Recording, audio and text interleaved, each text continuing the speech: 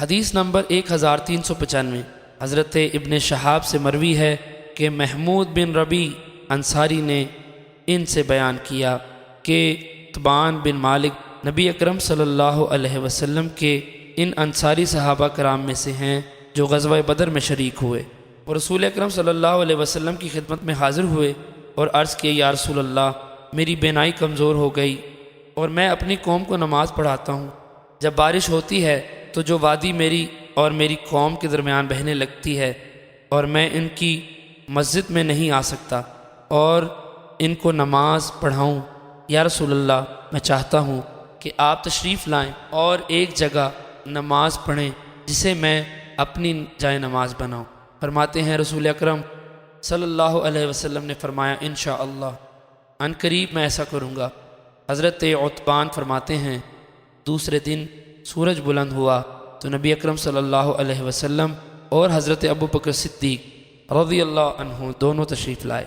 آپ نے اجازت طلب کی تو میں نے آپ کو اجازت دی۔ آپ تشریف فرما نہ ہوئے حتیٰ کہ گھر کے اندر تشریف لائے۔ فرمایا تم اپنے گھر کے کس حصے میں پسند کرتے ہو کہ میں وہاں نماز پڑھوں؟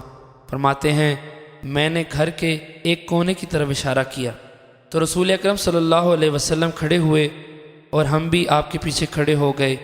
آپ نے 2 رکعتیں پڑھ کر سلام پھیرا۔ ہم نے آپ کے لیے خزیرہ گوشت کے چھوٹے چھوٹے ٹکڑے کر کے ان پر پانی ڈالا جاتا ہے، جب وہ گل جائیں تو آٹا ڈالتے، اس کو خزیرہ کہا جاتا ہے۔